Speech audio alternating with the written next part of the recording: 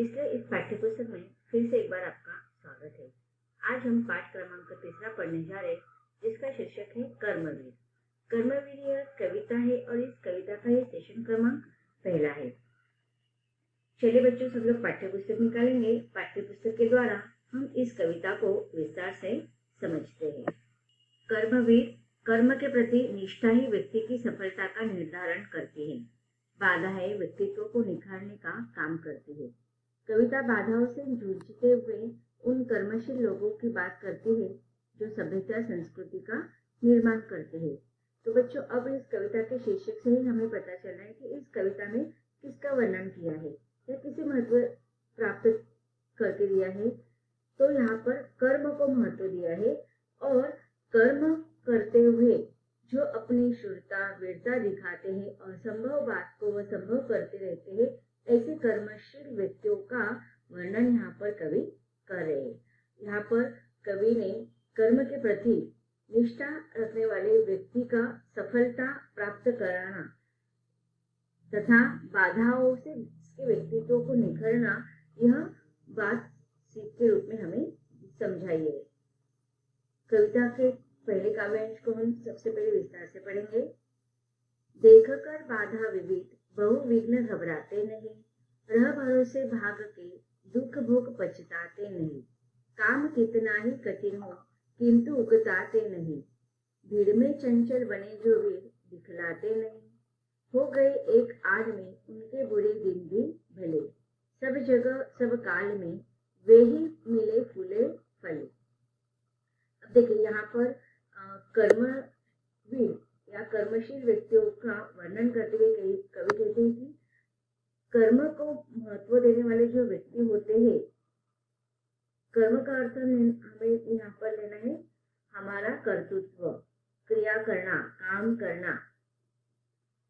तो मनुष्य के जीवन में तो बहुत सारी बाधाएं, दुख आते रहते हैं, संकट आते रहते हैं, लेकिन थोड़े से संकट से या दुख से मनुष्य का घबरा जाना यह स्वाभाविक है। लगातार संकटों का आने के पश्चात उसका सामना करते हुए आगे बढ़ना, यह कर्मशील व्यक्तित्व के गुण होते हैं। अब यहाँ पर कवि कहते हैं कि देखकर बाधा विविध बहु विघ्न घबराते नहीं है।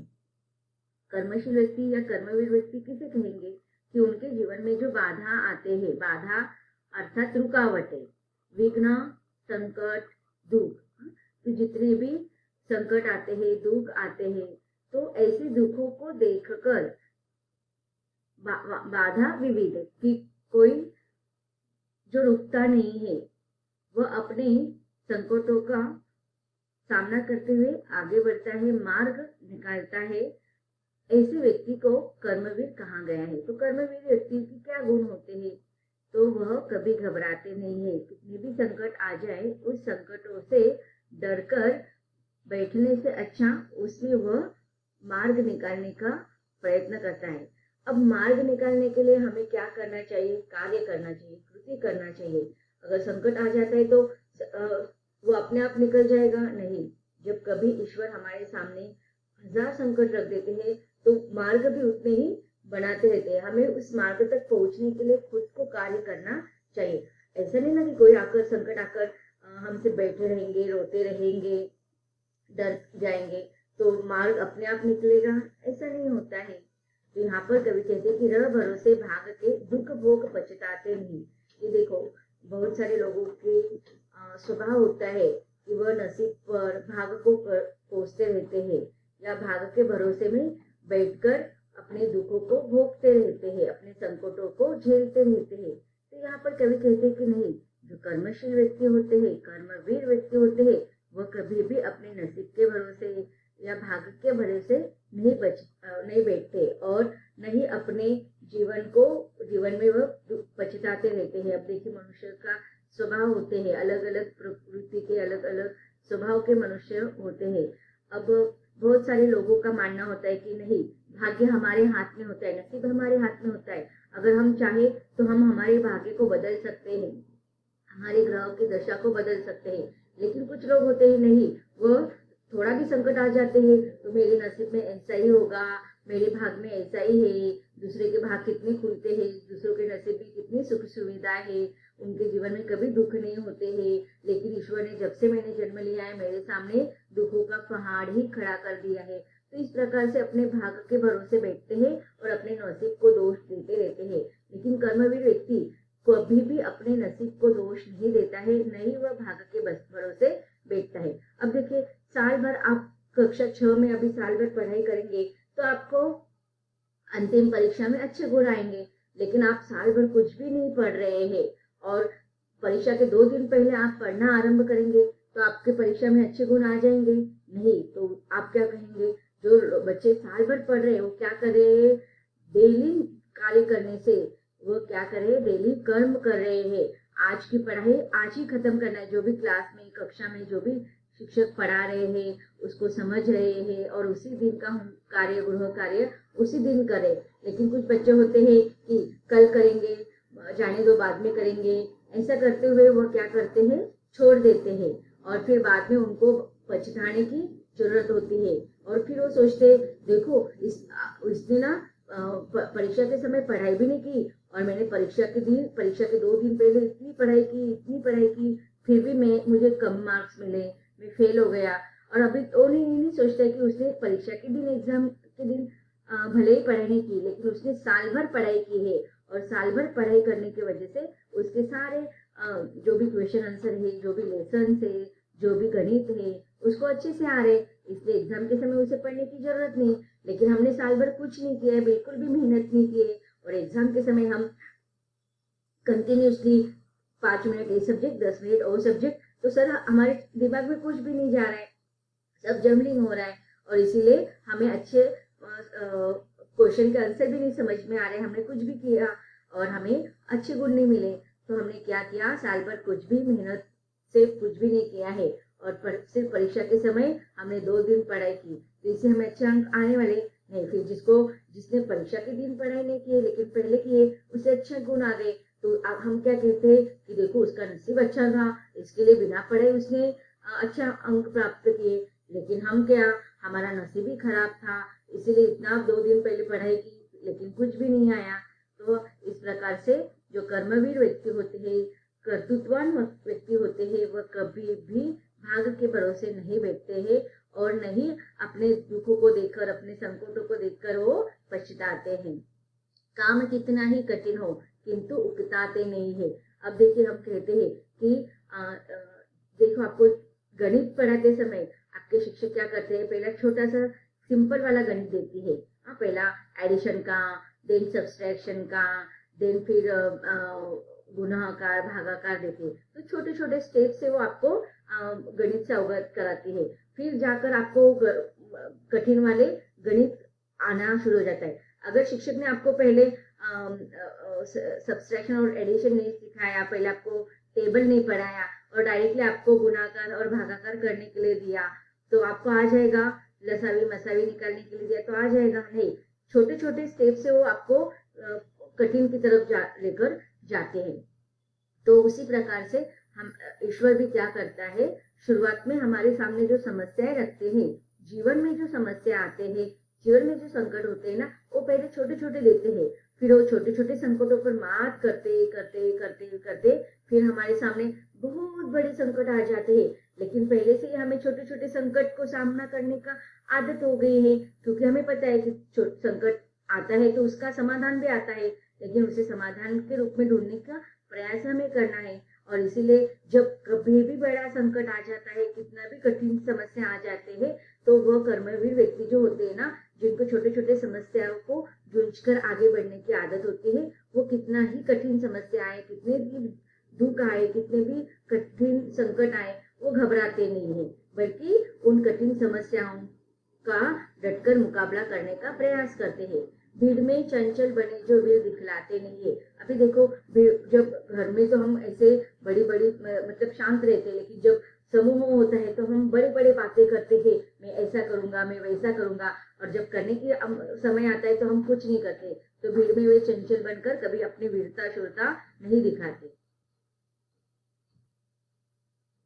तो भीड़ में वो कभी अपनी वीरता को, शूरता को नहीं दिखाते। जहां पर दिखाने की जरूरत होती है वहीं पर वो अपने वीरता को, शौर्यता को दिखाते हैं। हो गए एक आन में उनके बुरे दिन भी भले, सब जगह सब काल में वे ही मिले फुले। अब देखिए इतनी कठिन समस्याओं का वो सामना कर रहे हैं, असंभव बात को संभव करने का प्रयास कर रहे हैं, और एक दिन उनके उस अथक प्रयास को सफलता प्राप्त होती है। और इस प्रकार हो गए एक आन में, एक आन मतलब प्रतिज्ञा, वो प्रतिज्ञा लेते, वचन लेते हैं कि इस कठिन कार्य को मैं पूरा करके ही रहूंगा। और जब वो उस कठिन कार्य से आगे जूझते हुए आगे बढ़ते हैं तो उनके बुरे दिन सफलता में बदल जाते हैं, और सब जगह सब काल में वही मिले फूले फले। अब देखिए चाहे कोई भी प्रसंग हो, कोई भी युग हो, कोई भी समय हो, हर स्थान पर कोई भी स्थान हो, जो लोग अपने समस्याओं से डटकर मुकाबला करते हुए उसका समाधान ढूंढते हैं और जीवन में सफलता प्राप्त करते हैं, वह हर समय, हर काल में, हर युग में उनके जीवन के सफलताओं का शिखर बांधते हैं। अब इसीलिए कहा गया कि सब जगह सब काल में वे ही मिले हैं फूले और फले। अब देखिए अगर हम आज के आधुनिक युग में हम जब हमारा इतिहास पढ़ते हैं तो कितने सारे हमारे समाज सुधारक हैं, हमारे संत हैं, संत परंपरा में देखो उनके जीवन में भी कितने सारे प्रसंग आए थे, कितने दुख आए थे, लेकिन उन्होंने क्या किया है, अपने संकटों का सामना किया है, अपने अथक प्रयास के द्वारा, अपने कृति के द्वारा, अपने कर्तृत्व के द्वारा। और ऐसे लोगों को हम आज भी आदर के साथ पूजते हैं, उनका आदर करते हैं, उनका सम्मान करते हैं। इसीलिए तो हम उनके जयंती, हम उनकी पुण्यतिथि को अब भी बनाते हैं, चाहे वो पंडित जवाहरलाल नेहरू हो, चाहे वो भगत सिंह हो, चाहे वो लोकमान्य तिलक हो, चाहे वो शिवाजी महाराज हो, चाहे वो सरदार वल्लभ भाई पटेल हो, चाहे कितने भी हो, महात्मा ज्योतिराव फुले हो, सावित्रीबाई फुले हो, मदर टेरेसा हो, क्या उनके जीवन में कम समस्या आई थी? नहीं, लेकिन उन्होंने भी तो उसका डटकर मुकाबला किया, और इसीलिए उन्होंने उस समय जो अथक कार्य किए हैं, ऐसे समाज सेवकों का आज हम, भले ही कितना ही लंबा काल बीत गया है, लेकिन आज उनका नाम के सामने हम आदर के साथ अपना मस्तक झुकाते हैं। आगे कवि कहते हैं कि आज करना है जिसे करते हैं उसे ही आज है, सोचते कहते हैं जो कुछ कर दिखाते हैं वही। अब देखिए बहुत सारे लोगों का आदत होती है कि आज नहीं करेंगे, कल कल कल, लेकिन कल हमारे जीवन में कभी नहीं आता है। तो जो कार्य करना होता है ना, वो आज अभी से वो शुरुआत करते हैं, वो कभी आज के कार्य को दूसरे दिन पर नहीं ढकलते। सोचते कहते हैं जो कुछ कर दिखाते हैं। कुछ लोग होते हैं, वो शेख शेरली की जो कहानी तो आप लोगों को पता है कि मैं ऐसा करूंगा, वैसा करूंगा, मेरे पास ये होगा तो मैं वैसा करूंगा। वो ऐसे कुछ सोचते नहीं, जो कुछ करना है आज अभी वो करना है।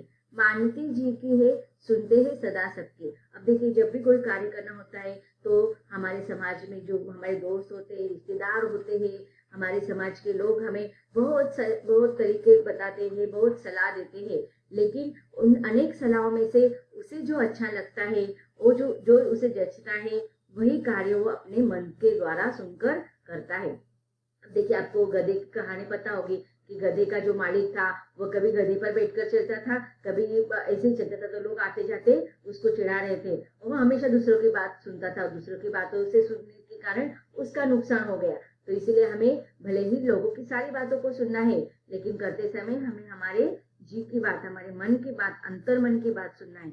जो मदद करते हैं अपने इस जगत में ही आप, भूलकर वे दूसरों का मुंह कभी तकते नहीं। कौन ऐसा काम है वे कर जिसे सकते नहीं। अब देखिए हम क्या करते हैं, जो मदद करते हैं, हम अपनी मदद करते हैं तो इसके साथ साथ हम दूसरों की भी मदद करते हैं, और हमें अपने संकटों का सामना हमें करना है, दूसरों के भरोसे नहीं बैठना है। हम संकट में कोई हमें आएगा, बचाएगा, फिर मैं कुछ कर पाऊंगा, ऐसा वो नहीं सोचते हैं। जीवन में कोई भी कठिन कार्य हो, चाहे असंभव कार्य हो, कठिन कार्य हो, वो असंभव कार्य को संभव करके दिखाते ही है। तो बच्चों अब तक हमने देखा कि कविता में कर्मवीर व्यक्तियों के आंतरिक गुणों को, उनकी विशेषताओं को कविता में उजागर किया गया है। आगे भी हमें कर्मवीर व्यक्तियों के गुणों को समझना है, पढ़ना है, लेकिन उसको हम इसके अगले सेशन में पढ़ेंगे।